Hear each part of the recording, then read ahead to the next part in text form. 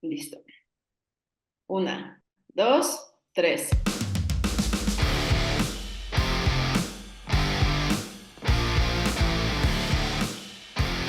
Hola, ¿qué tal amigos? Bienvenidos a Science y Fierros, el podcast en donde hablaremos de entrenamiento, nutrición, culturismo, siempre desde una perspectiva crítica, integral y evolutiva. Yo soy San y estoy muy contenta en este episodio de presentar a Laura Placeres, mi entrenadora favorita. Hola Lau, ¿cómo estás? Hola, San, muy bien. Extrañándote, la verdad es que Y yo también para mucho. los que no lo saben, no han visto el último episodio.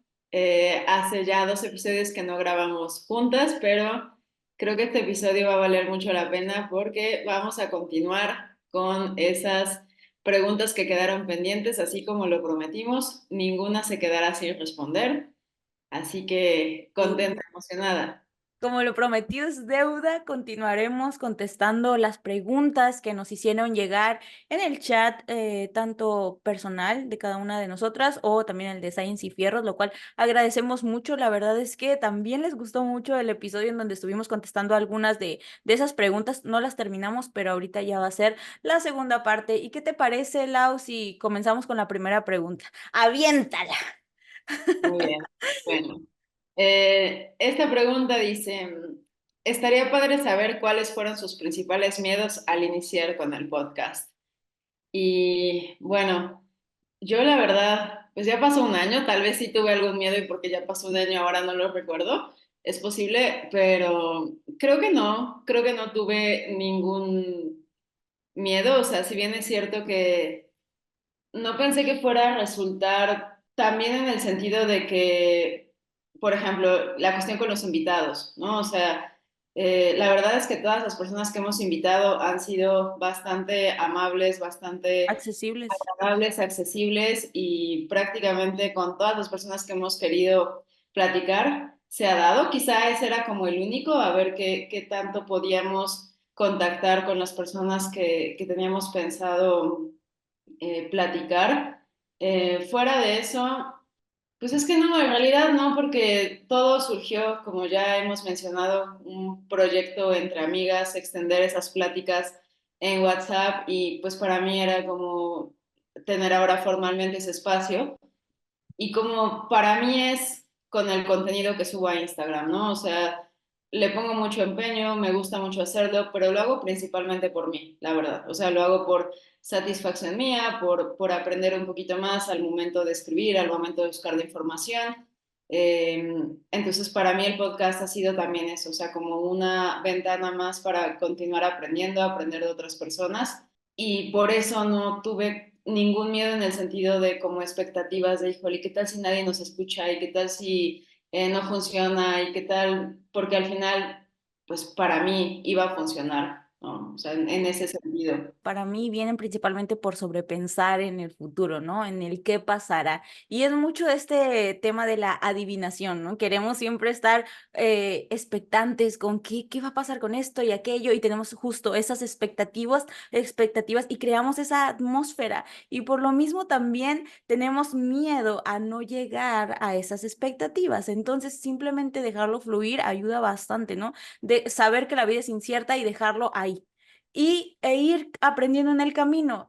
Yo puedo decir que mis principales miedos fue a lo mejor el hecho de, mm, no de dialogar contigo, pero sí como de llegar a ese punto en común, ¿sabes? Aunque siempre hemos tenido muchas cosas afines, decía yo, bueno, hay que tener en cuenta como, o sea, que sea el mismo objetivo en común. Tengo miedo a lo mejor de justo, tal vez de no cumplir con esa expectativa profesional, ¿no? A lo mejor en ese punto podría haber sido, no porque me fueran a criticar ni nada de esto, yo sé que crítica siempre va a haber, sino por el hecho de estar con alguien que admiro bastante, ¿no? En este caso tú. principalmente es por eso, el hecho de poder extender nuestras pláticas más, eso a mí me llenaba de emoción, ¿no? Y más que miedo, fue eso, fue como emoción, fueron nervios, pero emocionantes. Em, y yo creo que le serviría mucho a las personas saber cómo iniciamos, o sea, nosotros comenzamos a reunirnos, comenzamos a ver los colores, a ver los diseños y esa accesibilidad de la parte de ambas, creo que nos ayudó bastante también porque tuvimos muchísima comunicación. Entonces, ahora sí que sí, estuve sobrepensando un poquito al principio, eso con la comunicación que tuvimos, pues se desvaneció y simplemente fluimos y creo que eso es básico, ¿no? Para todo proyecto que quieran iniciar. Fluye y da lo mejor de ti. Yo creo que es lo que diría a esa pregunta. Totalmente. Y ya nada más para añadir algo, creo que nos complementamos muy bien. O sea, creo que tanto en la parte como de mano de obra, ¿no? O sea, para todos los que no sepan, Sandra es quien se encarga de hacer la magia con la edición, algo que yo la verdad agradezco muchísimo porque si yo lo hiciera, créanme que no tendría esa calidad probablemente. Y yo aporto quizá otras cosas. Entonces, creo Claro. que eso igual ha sido importante respetar las habilidades y las pues sí, o sea, las habilidades que cada una de nosotras tenemos, entender que una sola no puede hacerlo todo y Eso. tener además esa comunicación para, sabes que esto podrías hacerlo mejor tú, ¿no? Por ejemplo, con el último episodio que yo después dije, híjole, ¿y ahora qué va a pasar con el intro? ¿No? O sea, yo dije, no, eso pues preferiría que Sandro hiciera y tú estuviste súper accesible de Sí, claro. grabarlo, ¿no? Y ya con la edición hacer que se juntara, entonces creo que eso igual es importante en este y en cualquier otro proyecto, esa comunicación y entender las virtudes y las limitantes de cada persona que esté involucrada. Pues sí, sí, sobre todo eso, ¿no? La base, la comunicación ante todo y tener en cuenta que si comienzas un proyecto, pues comiénzalo con alguien que realmente tengas esa confianza, yo creo, y realmente tengas esa empatía principalmente, porque la vas a necesitar, créeme que sí. Bueno, la siguiente pregunta dice, libros de nutrición o material de nutrición enfocada a fitness que recomienden. Pues bueno, ahorita se me viene lo más básico, las pirámides del entrenamiento y de la nutrición de Eric Helms. También esos libros pues son imperdibles, obviamente, ¿no? ¿Qué más? Pues en mi biblioteca, a ver, ¿qué otra cosa tengo? Pues tengo el de Brad Schoenfeld, por ejemplo, Ciencia y Desarrollo de la Hipertrofia Muscular, ese puede ser otro también. Otro que se llama Biomecánica Bases del Movimiento Humano, también ese me ha servido a mí. Y hay uno en especial que a mí me ha gustado bastante, que se llama Manual del Entrenador Personal del Fitness al Wellness. Ese quizá no es muy sonado, pero a mí me ha ayudado mucho porque tiene cosas bastante específicas, o sea, tanto para qué considerar al evaluar a tu cliente o qué cosas bases necesitas antes de comenzar una intervención, ya sea nutricional o del entrenamiento. Entonces, bueno, yo dejo esos libros ahorita que son como los que se me vienen de primero a la cabeza. ¿Y tú, Lau? Bueno, ya que dijiste las pirámides de la nutrición y el entrenamiento, como la pregunta dice, no solamente libros, sino también eh, material en Ah, general, ahí añadiría el Bolt, así se llama la página que tienen de Team Free DMJ, que igual podemos mm, dar la liga, donde hay un montón de cursos, algunos de ellos son gratuitos, los demás es una inscripción que hay que pagar mensualmente o anualmente, pero vale totalmente la pena. Y tienen cursos desde nutrición para culturismo, nutrición para powerlifters, la dieta de recuperación tras una preparación a competir, cursos de cómo obtener tus calorías de una manera muy, muy simple, un curso que me gusta mucho de Alberto Núñez y que es de hecho el método que yo utilizo para obtener este punto inicial, este punto de partida con las calorías en el caso de mis clientes.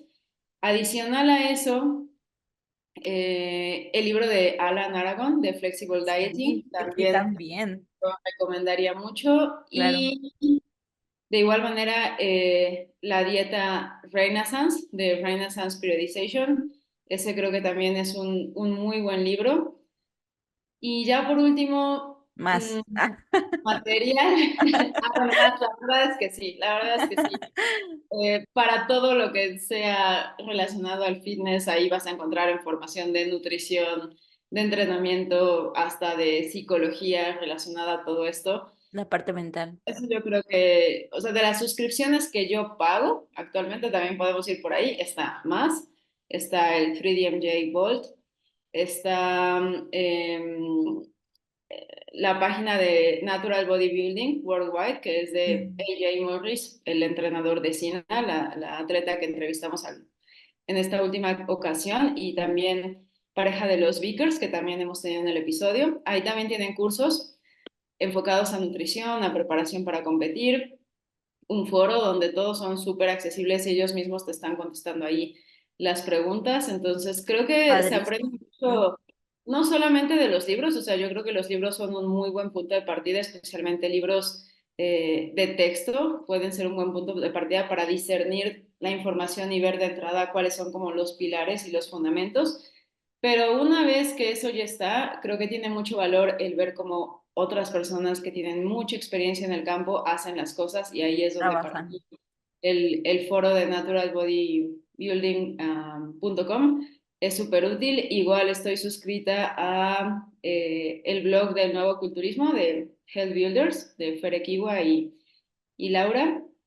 Entonces ahí la verdad es que también Fer explica muy, muy padre los casos de estudio de sus atletas. Entonces, todos esos, creo que Pues dijimos bueno, un... ya un montón quedaron de tarea y espero que hayan tomado nota y si no, regrésenle porque hay mucho de valor ahí en todo lo que dijo Lau. Gracias, Lau. Ahora, la siguiente pregunta, ¿la lees tú o la leo yo?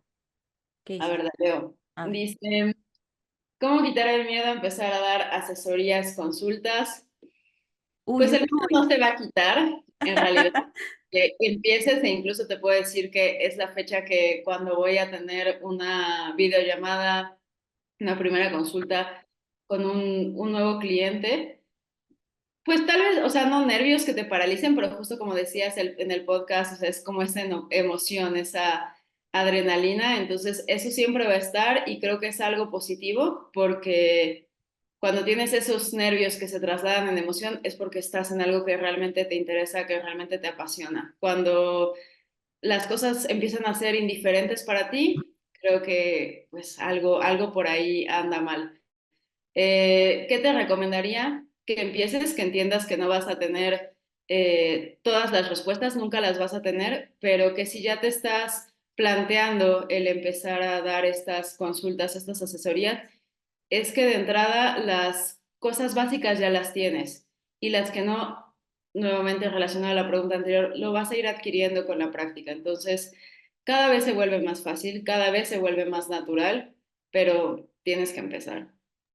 Claro, claro, las cosas se aprenden haciendo, ¿no?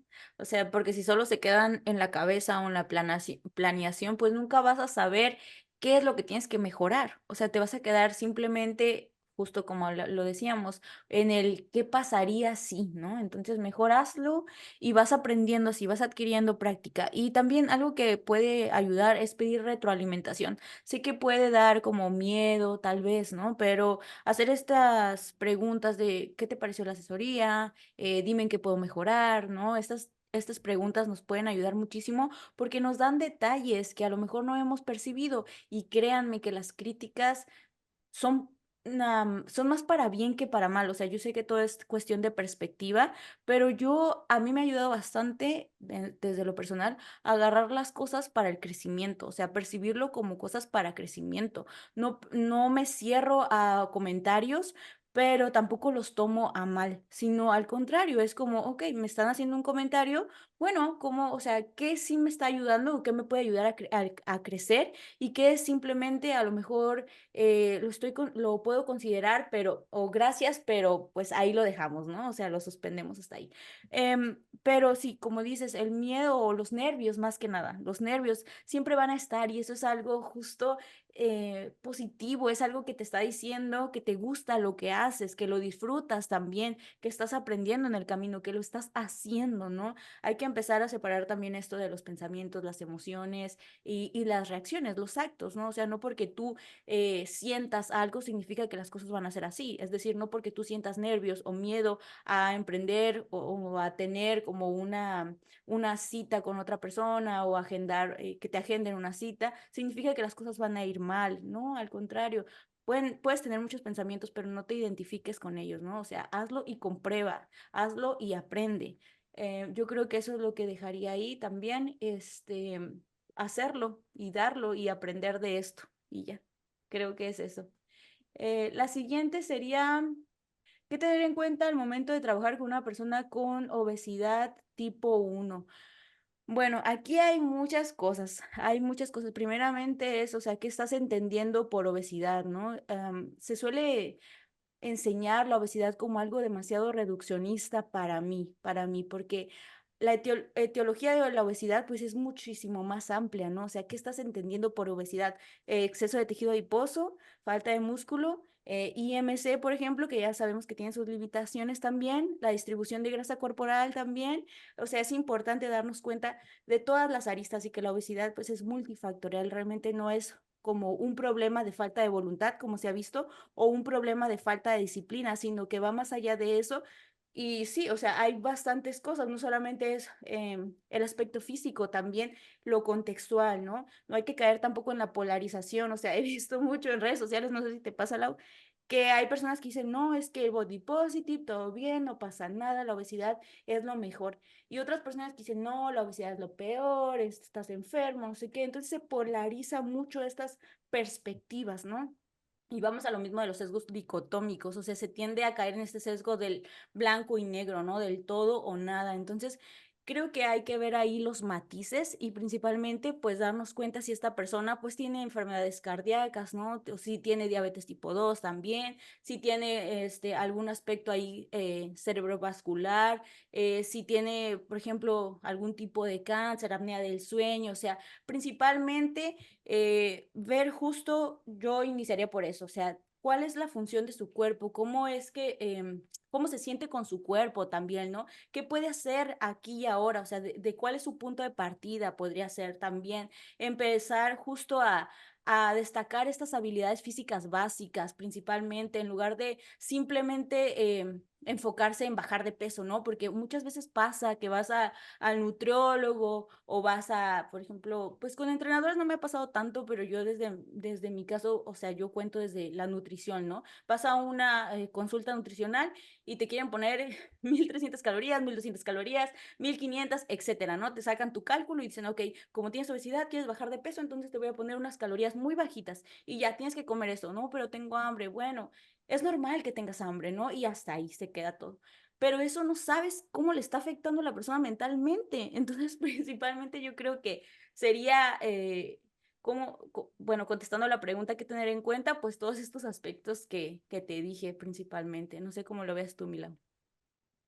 No, pues me parece muy bien que hayas tocado con la cuestión también de las patologías, porque al final de cuentas, pues puede haber personas con obesidad y que tengan o no ciertas patologías o mayor riesgo de poder sufrirlas, ¿no? Como todas las que ya mencionaste. Ahora, creo que una cuestión importante es esta parte también del comportamiento, o sea, de la psicología del comportamiento, porque al final de cuentas así como con cualquier otra persona, lo que buscamos no son solamente resultados, sino mantener esos resultados. Y sabemos que el problema no es muchas veces lograr esa pérdida de peso, o sea, las dietas funcionan y la gente pierde peso.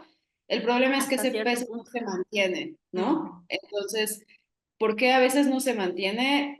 Son muchas razones. De entrada puede ser que el protocolo inicial fue demasiado agresivo y por lo tanto insostenible, como lo que estás mencionando de entrada ahí va tu dieta de 1.200 calorías. La falta de acompañamiento, creo que esa es otra Exacto. cosa también, que de pronto con las prácticas tradicionales con nutricionistas no se tiene, o sea, no basta con solamente darte este papel donde ahí están las preguntas y respuestas más comunes y ya. ¿no? O sea, hace falta también entender cuál es el entorno de esta persona, porque si no entendemos el entorno, no podremos saber cuáles son las oportunidades reales que tiene esta persona para lograr esos cambios de comportamiento que eventualmente van a desembocar en los hábitos que Por permitan a esta supuesto. persona mantener por lo menos buena parte del peso perdido. Entonces, entender cómo es su entorno, entender cómo es también su relación con la comida, entender su historial.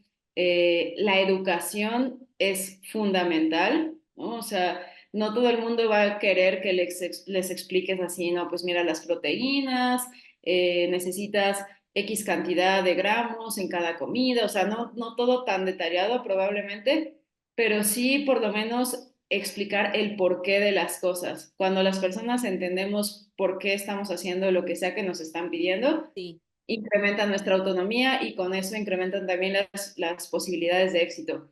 Ahora, hay algunas características que se ha visto que tienen aquellas personas que logran mantener ese peso perdido.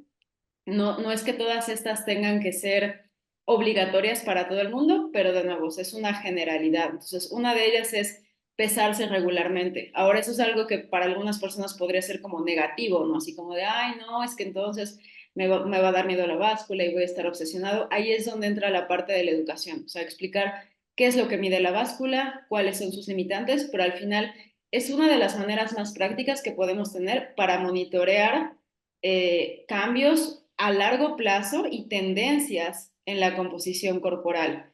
Y saber Entonces, que una todo su valor persona, no está ahí, ¿no?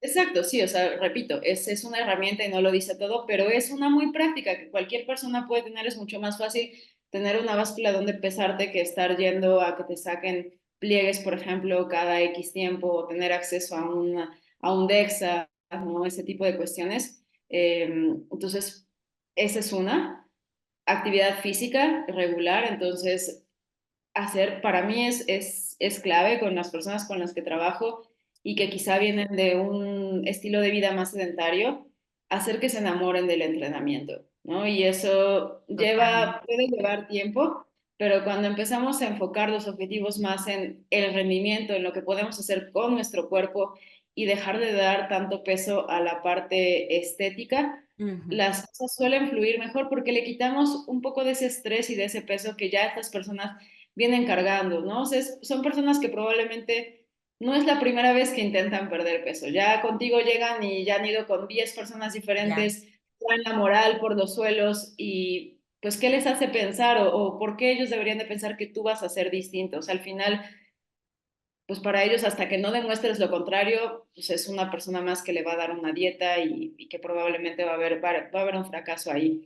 Eh, otra cuestión más es optar por la constancia y el largo plazo, algo que yo enseño mucho a las personas que asesoro en la mentoría y también en los diplomados que doy, es como entrenador, como nutricionista, no se trata necesariamente de lo que sea cómodo para ti hacer, como en este caso dar una dieta general de 1200 calorías a cualquier persona que se te ponga en el camino. Se trata de hacer lo que sea correcto y lo que sea correcto en muchas ocasiones va a requerir más trabajo para ti, no solamente al momento de hacer como este súper cálculo súper preciso que en realidad no va a tener tanto impacto porque sabemos que la gente suele ser imprecisa a la hora de medir, de cuantificar sus porciones. A lo que me refiero es esta parte del monitoreo, del acompañamiento, de verdad entender a la persona. Eso lleva tiempo porque requieres comunicación, sobre todo en un inicio, comunicación más constante, más frecuente. Entonces, eso pues obviamente va muy de la mano del monitoreo y el acompañamiento.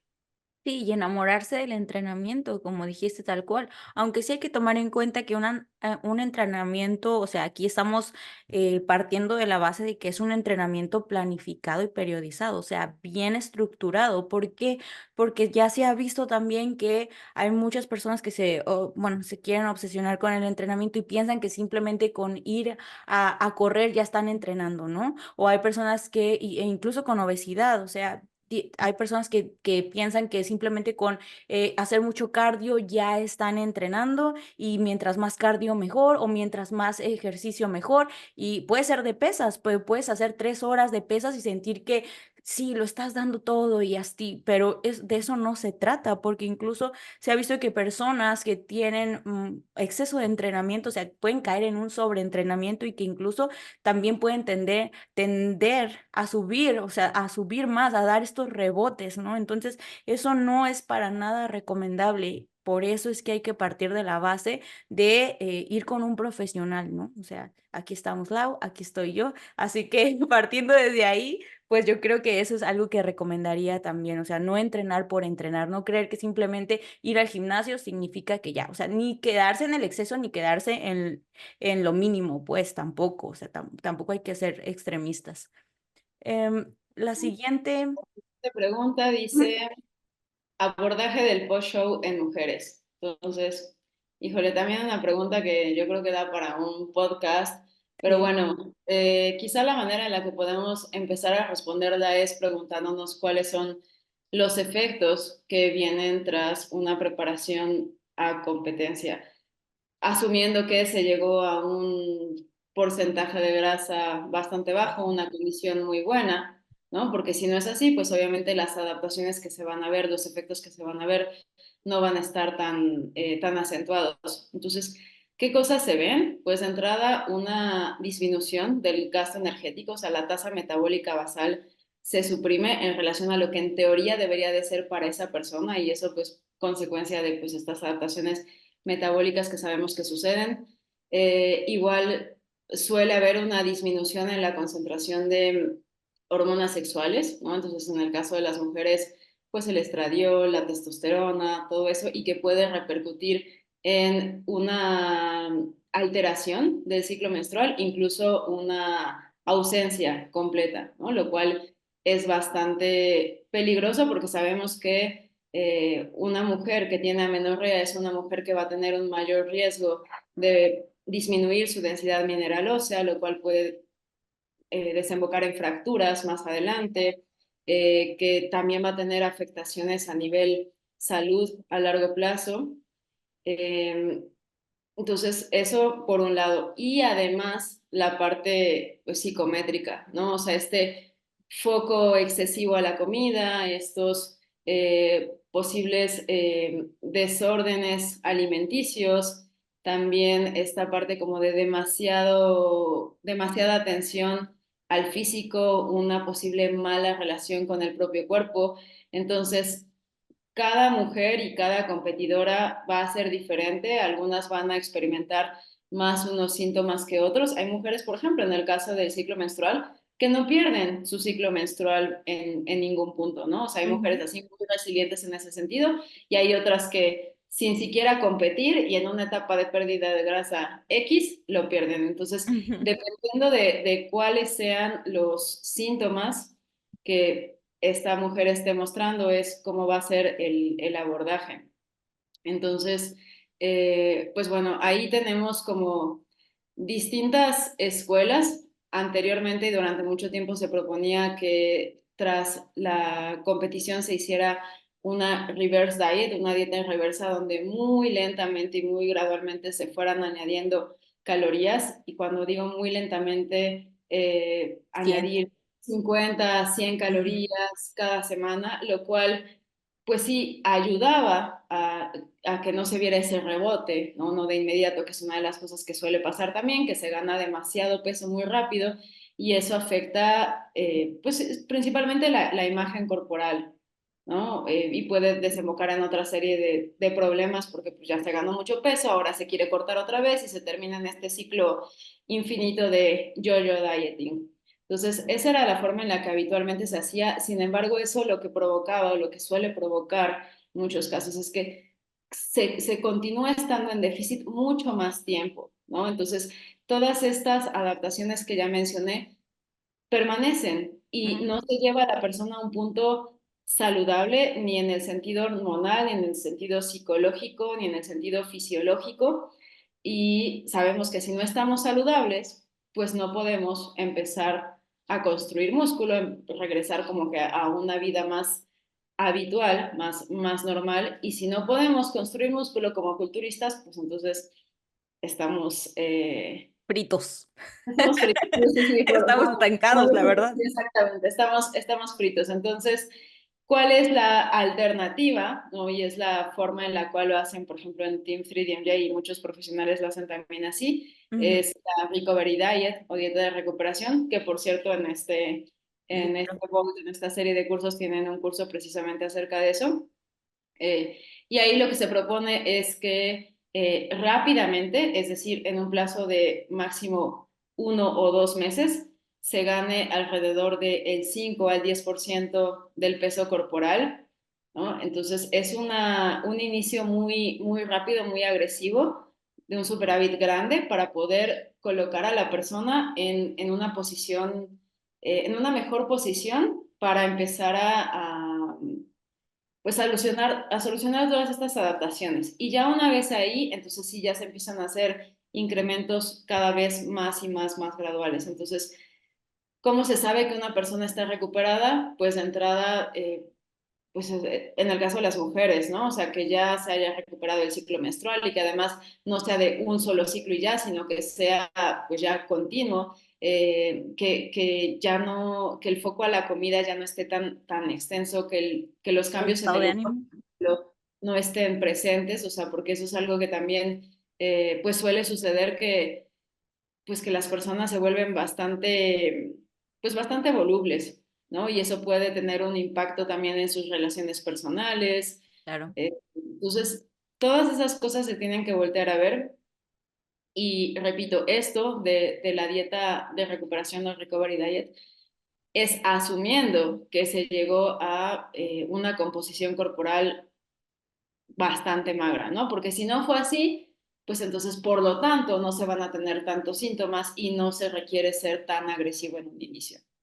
Claro, todo depende de este punto de partida, ¿no? O sea, de dónde estás partiendo para ahora sí saber qué es lo que se recomienda de acuerdo a tu posición particular, ¿no? Y muy individual en ese sentido. Ahora, también algo que hay que tomar en cuenta es que justo esta dieta de recuperación es tomando en cuenta el 5 al 10% de tu peso corporal recuperando ese peso, ¿no? Pero de una manera controlada, o sea, de alguna manera tienes estas limitaciones del 5 al 10% y tú vas más o menos de manera más progresiva, dándote cuenta de cómo es que te vas recuperando. ¿Por qué digo esto? Porque hay personas que tienden a, ok, acabó mi competencia y va y como, y el rebotón, ¿no? Y no solamente en culturismo, pasa en, por ejemplo, con los atletas de MMA, ¿no? En la UFC pasa bastante. O sea, a ese tipo de cosas que tampoco es recomendable hacer esos aumentos excesivos, ¿no? De peso también o de grasa corporal. Entonces hay que tomar en cuenta esa parte. De alguna manera hay ciertas recomendaciones que yo recomiendo también que empiecen a investigar sobre esta dieta de recuperación que realmente es muy, muy buena. Y de la otra parte también de la reverse diet, sí, claro, o sea, se tiende a extender bastante esto y también a no aceptar el propio cuerpo. Creo que eso es también un error que suele ocurrir bastante, el que nos vemos de una manera tan ideal, bueno, yo no he competido, pero me estoy poniendo como ahí, ¿no? Te ves de una manera tan ideal, o sea, te ves tus cuadritos, te ves magrísimo, te ves fuertísimo, te encanta y claro, ¿no? Pero el error es creer que ese es el aspecto que tienes que tener siempre. No es así, eso es algo momentáneo, ¿no? Que te sirve, sí. ¿Por qué? Porque es tu esfuerzo, sí, claro, y es tu dedicación y también es parte de la competencia, pero es eso, es solo un momento, disfrútalo, vívelo y sigue tu vida, pues recupérate, recupera tu cuerpo, que al final es lo que te va a ayudar a que en la siguiente competencia llegues más fuerte, llegues mejor, ¿no? Y con un estado mental también más fortalecido, que creo que eso es lo que también se tiene que tomar en cuenta en este ámbito del culturismo. Entonces, pues también eso lo dejaría ahí. Y la siguiente pregunta sería, ¿cómo se podría dar visibilidad a temas de TCA dentro del culturismo desde una perspectiva empática y realista? Bueno, este otro tema muy profundo, pero yo creo que principalmente sería empezar a visibilizar pues estos temas. Creo que también se tiende mucho o tendemos bastante a no nombrarlos, ¿no? Y si no nombramos, pues no podemos darnos cuenta que si otras personas también están pasando por lo mismo o no. O sea, no estamos haciéndolo visible. Entonces, creo que haciéndolo visible también nos puede ayudar a saber que existen muchos más tipos de personas que pueden tener TCA, ¿no? Y no solamente un tipo específico de personas, es decir, no solamente las mujeres, pues sí hay mucha prevalencia, pero no únicamente, sino a veces tendemos a confundir quién más habla con, o el género que más habla con el género que más lo sufre o que más lo padece o que más lo tiene, ¿no? A veces no es tanto así. Entonces, yo creo que ayudaría mucho hablarlo, nombrarlo, sin promover tampoco estereotipos dañinos, ni glorificar tampoco comportamientos peligrosos, porque tampoco se trata de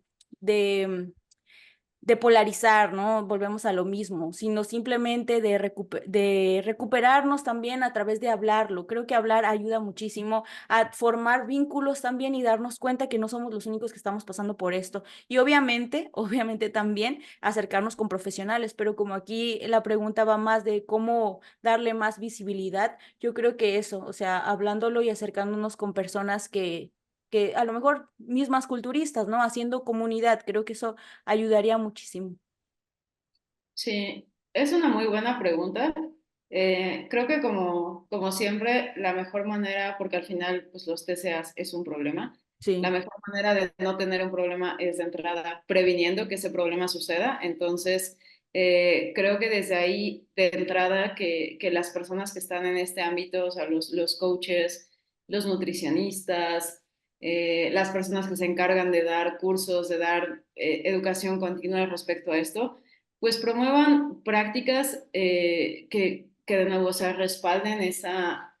Sabemos que el culturismo no es, o sea, el culturismo competitivo no es saludable, ¿no? Como ningún deporte a nivel alto rendimiento, Ujú, pero partiendo de la educación, creo que muchas de esas ujú, cosas pueden irse solucionando, evitando prácticas extremas, educando a la gente que, bueno, no vas a, o sea, no vas a hacer una competición de 12 semanas, o sea, requieres más tiempo de entrada filtrando para quién va a competir. exacto, sí. O sea, una persona que en su vida ha hecho una etapa de pérdida de grasa exitosa, y cuando digo exitosa no hablo de que solamente hayas perdido X cantidad de peso, sino que hayas podido mantener esa pérdida de peso suficiente tiempo, que no hayas tenido, digamos, atracones durante el proceso. Una persona que no cumple con esos requisitos, pues, ¿qué es lo que va a pasar en una contest prep?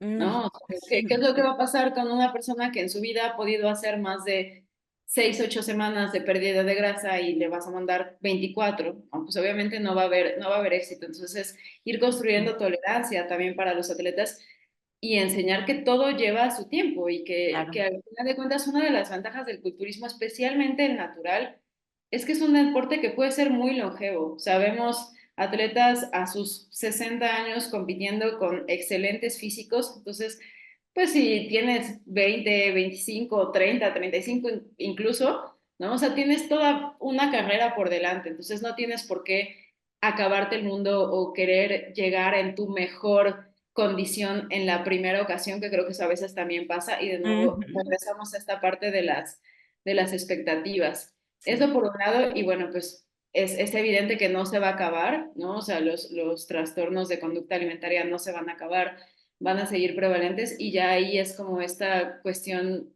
de abrir espacios, ¿no? O sea, abrir espacios de confianza donde la gente se pueda sentir cómoda cómodo. para poder dialogar estas cosas. Creo que definitivamente, eh, pues bueno, a veces las redes sociales quizá no es el mejor lugar, porque no es un espacio, especialmente Instagram, creo, donde se pueda dar este diálogo, ¿no? Pero a través de formatos más largos, como un podcast, como cursos. Entonces, sí puede haber más diálogo pues entre atletas, entrenadores, y encontrar Claro, soluciones para evitar que esto suceda y que se siga incrementando. claro. Al final, formar comunidad, creo que eso ayuda también bastante y prevenir, como dijiste tú, Lau. Bien, a ver, espérame porque ya me perdí. Era Ya. tres, bueno, Eh, ajá. eh, ok, la siguiente pregunta, ¿hasta qué punto la industria del fitness es sana? Chan, chan, chan, chan. Es muy, muy de la mano con la anterior. Esto es algo que más o menos tocamos en el episodio que tuvimos con Jess Ujú, Dalglish. Justo hablábamos de que, pues, en teoría es sana, ¿no? O sea, fitness habla de capacidad física, eso es lo que significa. Y una persona con mayores capacidades físicas suele ser una persona más sana, al menos desde el punto de vista fisiológico, ¿no? Que también puede ser psicológico. Sin embargo, pues como todo tipo de industria, el objetivo es también hacer dinero. Y vender. cuando se trata de hacer dinero y de vender, la gente es capaz de muchísimas cosas. Eh, una de las cuestiones es que no es una industria que esté regulada, ¿no? Entonces cualquiera puede abrir su cuenta de Instagram y poner online coach, inventarse alguna certificación o incluso haberla tomado, ¿no? O sea, no hay como que regulación en eso. Haberla tomado, simplemente pasar el examen y pum, ya tengo mi papelito para empezar a trabajar con gente, ¿no? Entonces eso, de alguna manera, esa falta de filtro si bien incrementa la oferta en cuanto a entrenadores, en cuanto a gente que está dentro de la industria, pues también hace que entren muchas personas que no necesariamente lo hacen con el objetivo de ayudar a otros, o que tal vez sí, pero al final no cuentan con los medios, ¿no? Porque creo que muchas veces esta desinformación que vemos en redes sociales no es Ujú. de todo por gente que busque hacer daño, simplemente no tienen las herramientas y sin darse cuenta están promoviendo información que no es adecuada y puede terminar dañando a terceros. Entonces, creo que originalmente sí lo es, o sea, si nos regresamos a los orígenes del culturismo, pues el culturismo inició como un deporte donde en realidad no solamente consistía en el aspecto físico en cuanto a estética, sino que se hacían también pruebas de rendimiento, pruebas de fuerza. En el aspecto físico se evaluaba no solamente la separación muscular, que no era al grado de lo que hay ahorita, sino también se evaluaba, por ejemplo, la piel, ¿no? O sea, los dientes, o sea, cosas que de manera indirecta te pueden hablar del estado de salud de una persona. Entonces, esos son los orígenes.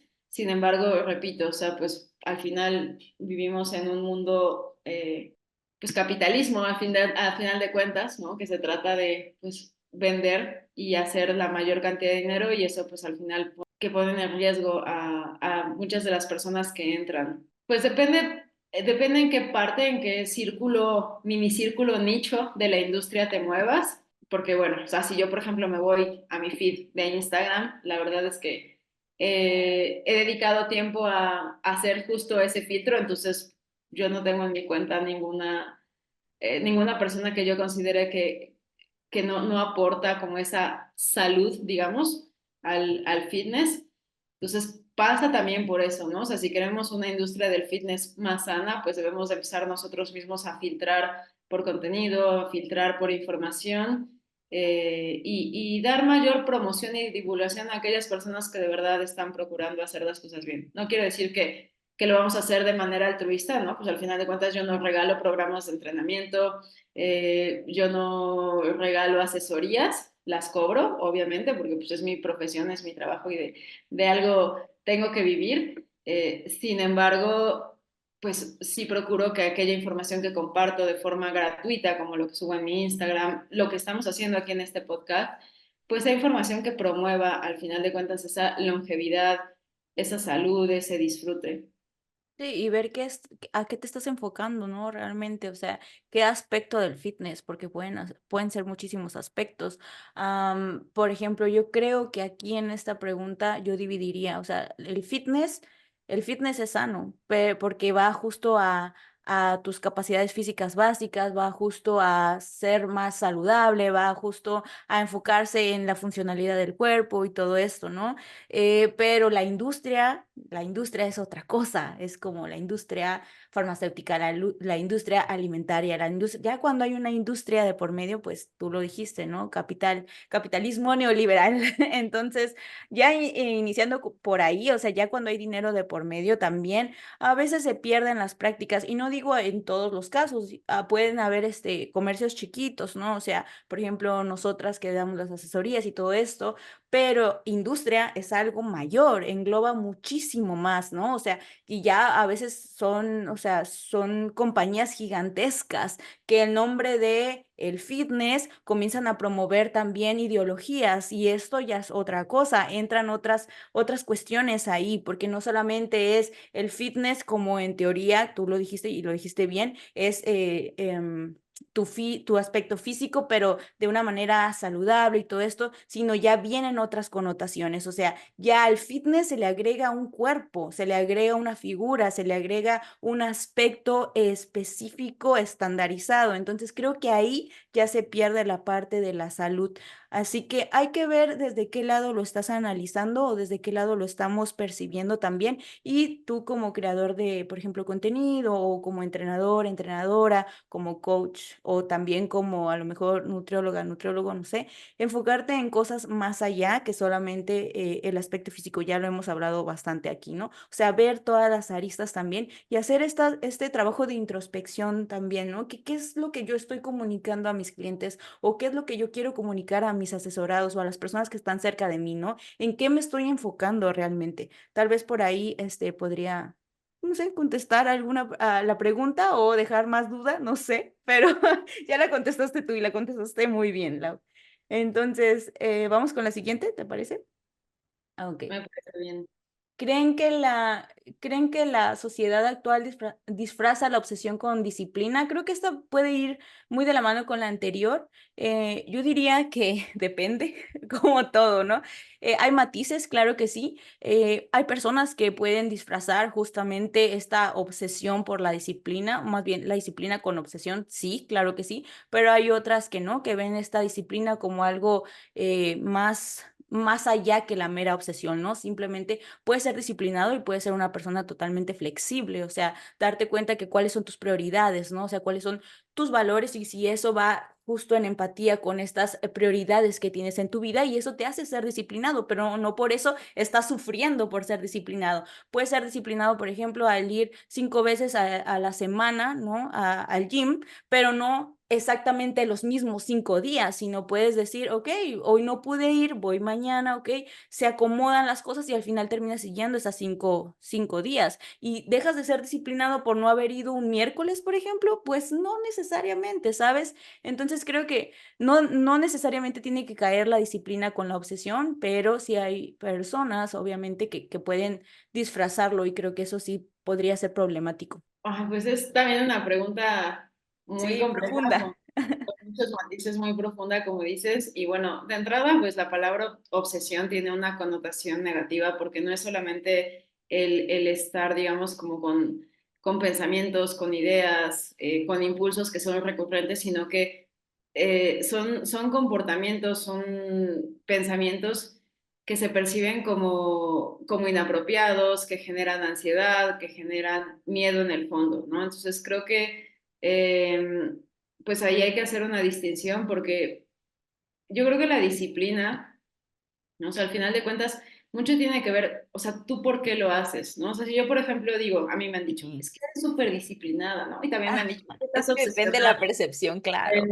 ¿Quién mejor que nadie puede decidir o puede definir si la forma en la que uno actúa es obsesivo, ¿no? Pues creo que de entrada nosotros mismos. Entonces, si a Ujú. mí, por ejemplo, me genera miedo, me genera ansiedad, como en el ejemplo que tú estás colocando, perder una sesión de entrenamiento o no hacerla en el momento, ¿no? Y volvemos a esta mentalidad rígida de la cual hemos hablado muchísimo, pues entonces sí, o sea, entonces sí puede caer un poquito en esa parte de obsesión, y lo que hay que preguntarse es, bueno, ¿a qué le tienes miedo? ¿Tienes miedo a no progresar? ¿Tienes miedo a perder músculo? ¿Tienes miedo a perder una parte de identidad? O sea, sé que, por ejemplo, para mí eso es algo que en algún momento y durante muchos años me pasó. O sea, yo no podía descansar ni siquiera un día de entrenamiento porque era como, ¿cómo? O sea, voy a perder como las ganancias, o si tengo este físico ahorita es resultado de que he estado entrenando 7 días a la semana durante no sé cuántos años, entonces si un día dejo de entrenar, pues voy a perder todo, ¿no? Ajá. Entonces es preguntarte el por qué del miedo. Creo que sí hay mucho de eso en la sociedad, ¿no? O sea, lo vemos en redes sociales. No, no creo que esté mal ser una persona, o sea, porque se habla mucho también del tema del balance, ¿no? De que ser equilibrados y que Bueno, cosa muy difícil, todo ¿no? Sí. es posible. Y la verdad, qué Sí, sí, aburrido, sí. ¿no? O sea, yo sé perfectamente que mi vida no es balanceada, no es equilibrada. O sea, es muy clara, son muy claras las prioridades que yo tengo, es muy claro qué cosas son para mí más importantes y esas a las que les dedico la mayor parte del tiempo. Sin embargo, no, yo no lo llamaría, o sea, sí lo llamo desequilibrio, sí lo llamo prioridad al final, porque eso implica Ujú. tener una prioridad que vas a prestarle mucha más atención que al resto de las cosas, pero no lo veo como algo negativo porque no me afecta, ¿no? Ahora, otra cosa también que creo que va de la mano, bueno, pero de nuevo puede ser que alguien sí. Y eso depende también, híjole, pues desde cómo te educaron, desde chiquito, desde chiquita. O sea, yo, por ejemplo, o sea, mi papá es una persona, bueno, ambos, pero mi papá es una persona emprendedora de toda la vida que cuando quiere algo, o sea, se Lo logra. en eso y va y lo logra. Entonces también hay un desequilibrio en él. Para mí, por lo tanto, la forma en la que yo vivo no es desequilibrada en ese sentido, pero probablemente para alguien que haya tenido otra historia, pues sí puede serlo. Entonces, de nuevo, podemos percibir a ciertas personas como obsesionadas, pero al final de cuentas es muy difícil entender cuál es el contexto detrás, cuál es la historia, qué es lo que están buscando lograr. Entonces, creo que ninguno en realidad estamos como calificados para decir esta persona está obsesionada o no, de nuevo, porque será difícil saber como el contexto, lo podemos saber de nosotros mismos, pero algo que sí creo que pasa bastante o que pues quizá va un poquito relacionado con esta pregunta, Ujú. es esta parte también de como de glorificar el estar ocupado, ¿no? O el estar todo el tiempo haciendo cosas que puede, repito, venir como de la mano. O sea, en redes sociales, pues todo el mundo, como siempre, subimos nuestros highlights y esta parte también de me levanté a las 5 de la mañana para empezar a trabajar y aunque ayer me dormí a la 1 de la mañana porque no pain, no gain y eso que bueno, pues Y puede luego no ser. vemos las consecuencias porque no se dicen, ¿no? Exacto, ¿no? Pero no sé qué áreas estás dejando de cuidar. Y el Claro. problema es cuando esas áreas que estás descuidando son áreas que al final de cuentas repercuten en tu felicidad, en tu bienestar. Entonces, pues sí, nuevamente es algo complicado. Yo creo que sí en algunos aspectos, en algunos sectores, en algunos contextos, sí, pero así como tú dices, creo depende. Depende. Y que no hay que juzgar a alguien, eh, o sea, no hay que ponerle connotaciones de obsesivo a una persona simplemente porque va a entrenar, por ejemplo, o porque tiene un plan estructurado de alimentación y si le gusta, si lo disfruta, si lo vive bien, si tiene una buena salud mental, si le causa felicidad y satisfacción. También yo creo que parte mucho de esto y diste en el clavo con ese punto, porque a veces tendemos a juzgar a las personas por, ay, no, es que se obsesiona con el entrenamiento, ¿no?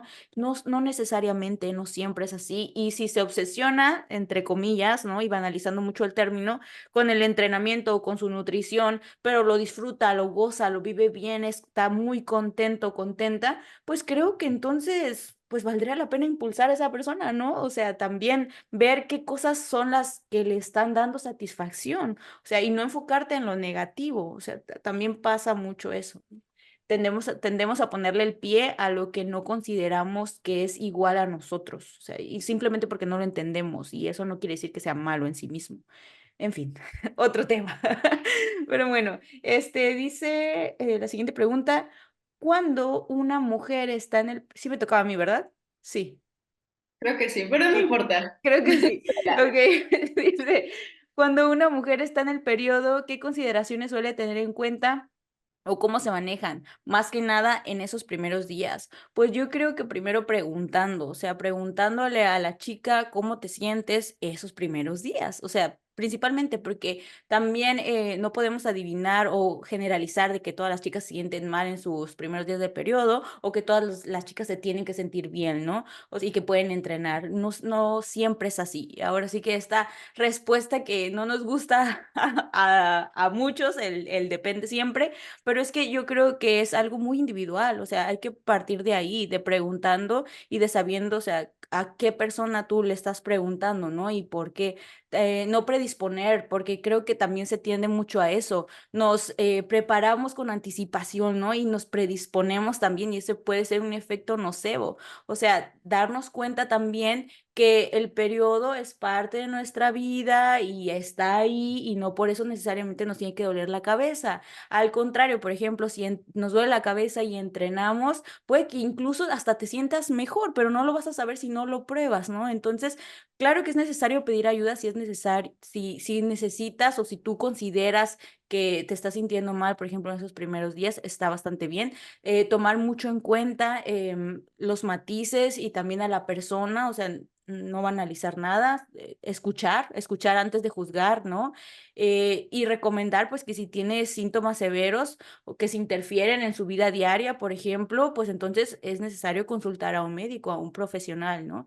Pero principalmente priorizar el descanso, o sea, los hábitos de vida, como siempre, enfatizar que el ejercicio nos puede ayudar a sentirnos mejor, aliviar incluso los calambres, ¿no? Por ejemplo, la alimentación también como base siempre, o sea, consumir alimentos ricos en fibra, lo que ya sabemos, frutas, verduras, tomar agua, no dejar de tomar agua, aunque haga frío, aunque haga calor. Y pues yo creo que principalmente eso, o sea, los primeros días preguntar cómo te sientes, cómo se siente tu cuerpo, incluso también tú como preparador, como coach, como también entrenadora o entrenador, puedes ayudarle a la persona a conocerse más a sí mismo y a sí misma y recomendarle también anotar, o sea, cuáles son estas sintomatologías, porque a veces ni siquiera nos conocemos, ¿no? O sea, simplemente sabemos que tenemos el periodo y listo, y ya. Pero es necesario también nosotros tener un abordaje más interiorizado, o sea, darnos cuenta de cuáles son las sensaciones corporales, ¿no? Cuáles son las sensaciones mentales. Yo creo que eso es algo primordial. Sí, totalmente. Al final regresamos al principio de la individualización. Ujú, Al final de cuentas, no todas las personas, no todas las mujeres en este caso, van a presentar los mismos síntomas. Incluso una misma mujer en diferentes periodos puede ver un mes en el cual hay muchos síntomas, mucho dolor y al siguiente no tanto. ujú. Entonces, así como las descargas, creo que deberían de ser individualizadas, pero también reactivas. Eh, es algo que ya platicamos, por ejemplo, en el podcast que tuvimos con Jim Ratz. Sí, de Eh, hecho, lo recomendamos. Considero también que a veces ya de entrada hay como un efecto ahí nocivo en las mujeres de como, ay, como ya voy a tener mi periodo, pues como que empiezan a sentir como empiezan a prestar muchísima más atención a aquellos síntomas y así como sucede con el dolor en general, cuando estamos hiper alerta en las cosas, pues Exacto. la sensación y la magnitud en la que percibimos esas sensaciones a veces se incrementa. Con Mm, eso no quiero decir que sea imaginario, que sea una ilusión, ¿no? O sea, pues al final de cuentas, nadie mejor que tú misma sabes cómo te estás sintiendo, ujú. pero creo que todas estas cosas que tú mencionaste acerca de la fibra, acerca de también tener un buen manejo del estrés, del sueño, al final todas estas cuestiones del entorno que van a hacer que seamos más resilientes en cualquier circunstancia, igual aquí pueden ser bastante útiles, pero sí, o sea, repito, creo que no deberíamos o no debería de ser el protocolo de, en semana del periodo entonces no se entrena o se hace una descarga, porque entonces, repito, ¿cuántas semanas vamos a pasar entrenando en realidad del año? Solamente una tercera parte, no, perdón, tres cuartas partes y una cuarta parte vamos a estar sin entrenar, pues suficientemente fuerte, de forma progresiva, con suficiente volumen. Entonces, de nuevo, es algo pues sumamente individual Ujú. y cada persona pues sabrá mejor cuántos días, por ejemplo, dura ese malestar. Y afortunadamente con el entrenamiento de pesas tenemos infinidad de recursos que poder hacer en cuanto a selección de ejercicios, la manipulación de las variables y que todas nos pueden llevar al mismo punto de construir músculo. Así que creo que en pocas ocasiones, así como cuando hay un dolor, siempre, casi siempre hay una manera de trabajar alrededor de. Lo mismo con el ciclo menstrual, si tú como entrenador eres suficientemente bueno, tendrás las herramientas para poder manejar esta situación por lo general. Exactamente, sí. Bien, ahora, híjole, ya creo que ahora sí lo vamos a lograr, Sandra. Sí, creo que sí, ya solo faltan dos. Falta esta que vas a leer y una más. Y una más. Ujú. La pregunta dice, ¿un exceso de proteína en la dieta puede llegar a afectar a los riñones? Híjole, esta es una de las cosas que también se suele decir mucho, como de estos mitos de Mucho, que mucho, las dietas altas en proteína mucho. pueden afectar los riñones y nuevamente esto podría ser tema para podcast, pero como tenemos otras preguntas, una pregunta más que responder, voy a tratar de ser lo más concisa posible. La respuesta corta es no, no en personas sanas. De hecho, hay estudios, casos de estudio de hasta un año de seguimiento en el caso de hombres, ¿no? Donde llevaron una dieta muy, muy alta en proteína, o sea, hablamos de 3 gramos por kilogramo diarios, o sea, la recomendación para personas que buscan maximizar la ganancia muscular, para que se den una idea, es de 1.6 a 2.2 gramos por kilogramo al día. Entonces, esto es todavía por arriba de eso. Repito, personas saludables y no se vio que se afectara ningún marcador relacionado a la salud de los riñones, en la salud del hígado. Entonces, Ujú.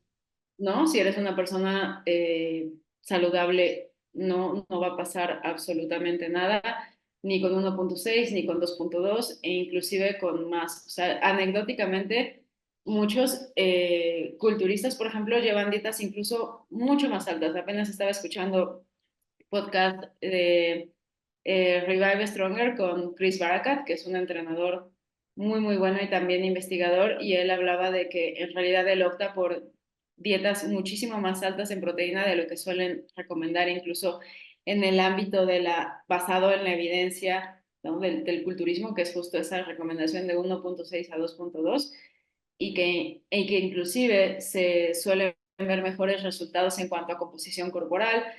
Pudiera ser entre el efecto termogénico que tiene la proteína, que posiblemente también promueve mayor saciedad, ¿no? Un montón de cosas, pero pues no, en resumen no, no, no debería.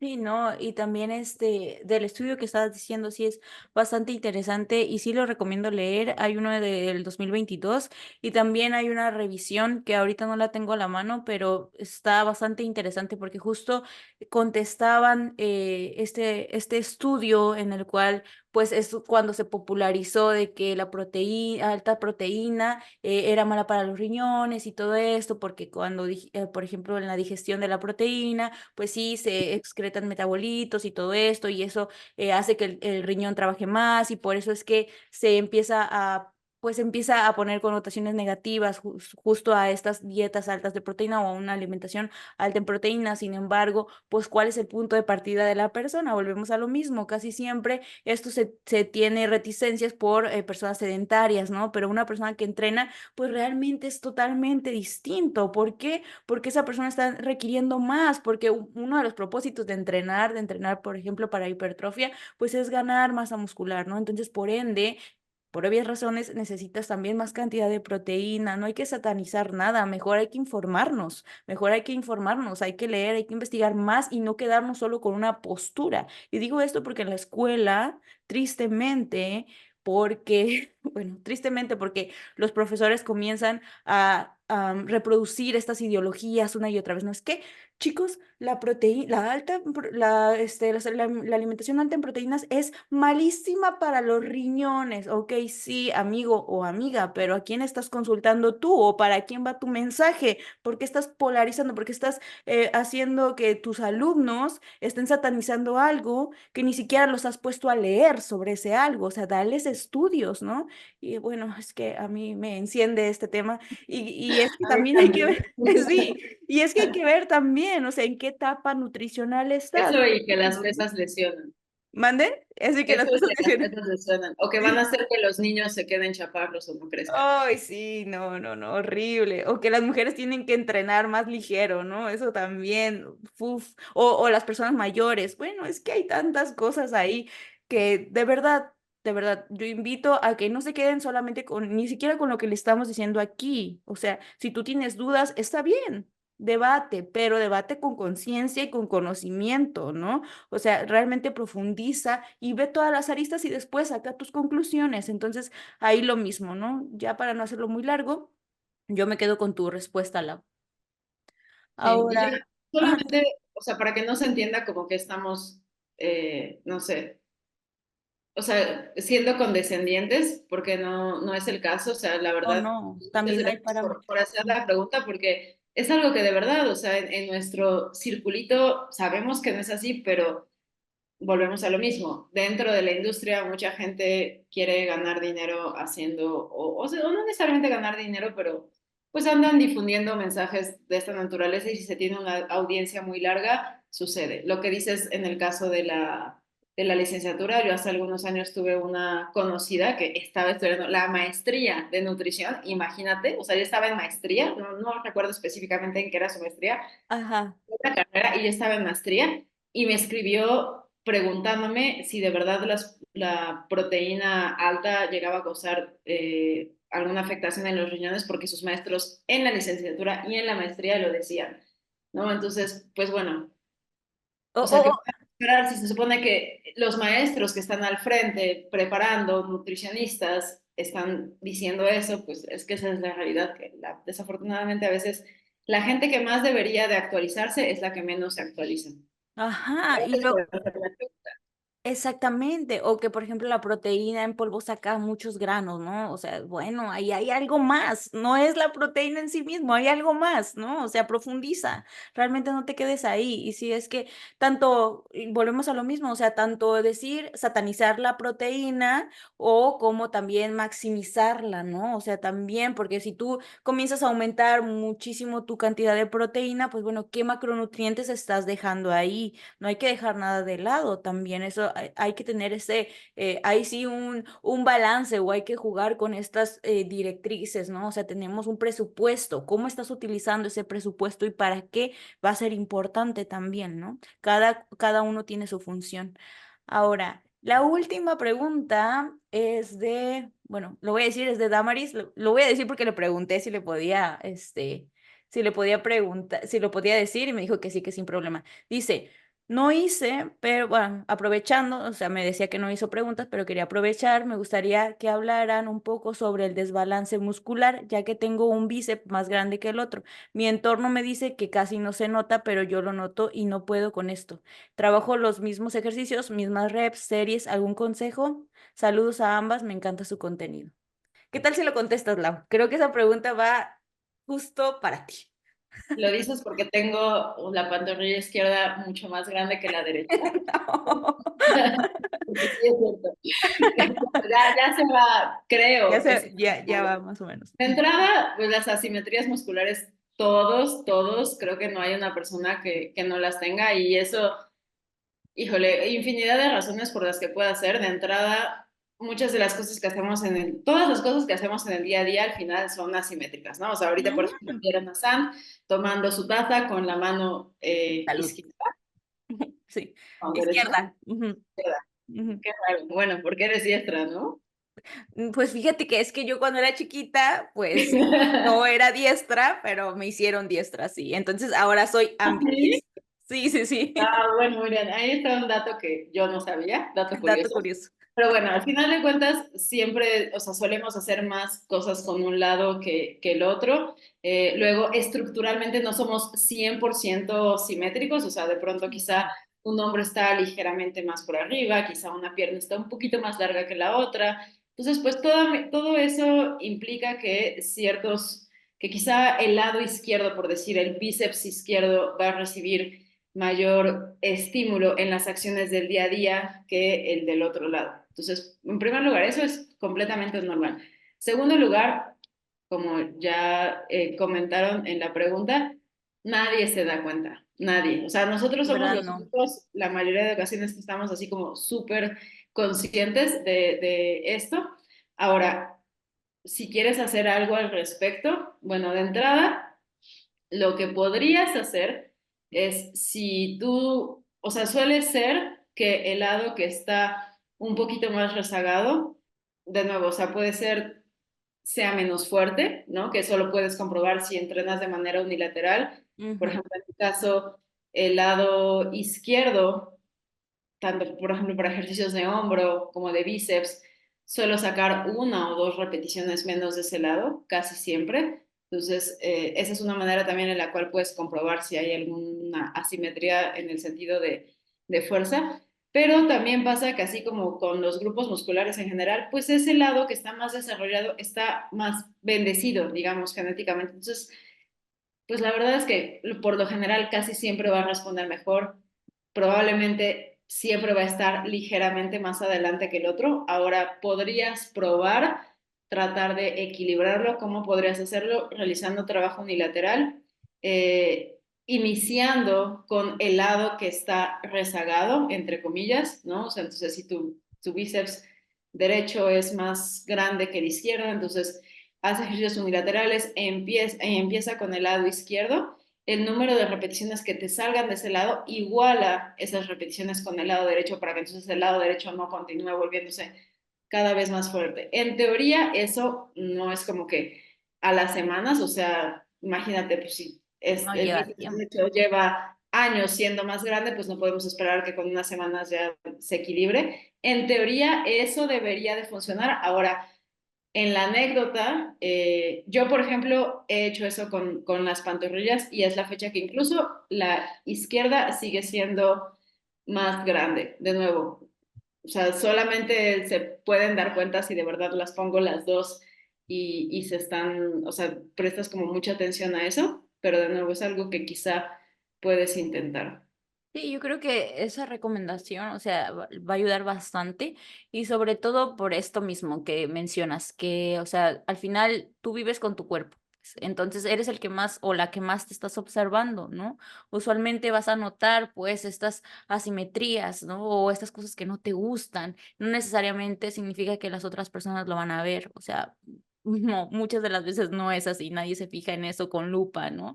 Empezando por ahí y otro, pues esta recomendación que haces. Yo algo que sí he notado, por ejemplo, es que claro, yo tengo también más fuerza de un lado que de otro. ¿Y cómo lo noto? Pues justo con estos unilaterales, ¿no? Ejercicios unilaterales. Y cuando yo anoto, me doy cuenta que hay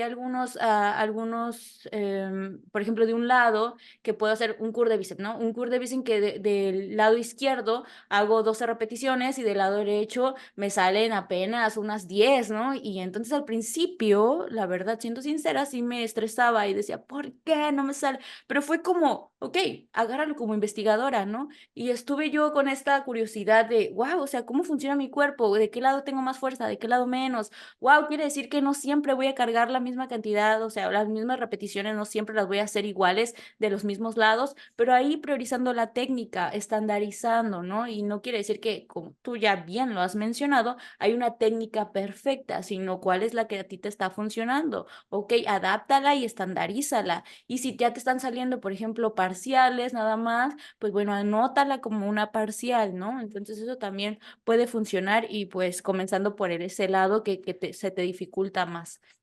Ahí la dejaríamos. Yo creo que esa es la última pregunta, lo logramos. Lo logramos. Lo que Espero que la a vez todos pasada solo pudimos contestar como cuatro, ahorita creo que tampoco pudimos fuimos super fast. Sí, y pues bueno, sin más, muchísimas gracias pues a todos los que nos hicieron estas preguntas, a todos los que estuvieron ahí atentos también, a todas sus retroalimentaciones, nos ayuda un montón cuando suben sus historias y nos etiquetan, la verdad a mí me llena de satisfacción saber que les gustó un episodio, o sea, y no solamente el más nuevo, o sí, también a veces que hay episodios ya viejitos, ¿no? Que los vuelven y los retoman, me encanta eso, saber que están ahí, ¿no? Y que nos etiquetan, muchísimas gracias, o sea, nos ayudan también muchísimo en ese aspecto. Ahora, Lau, antes de terminar nuestras recomendaciones de libros, de paper, de documentos, o sea, de podcast, de cualquier recurso que tú quieras dejar. Pero ya recomendamos un montón de libros con la pregunta de... Eso sí. Bueno, está bien.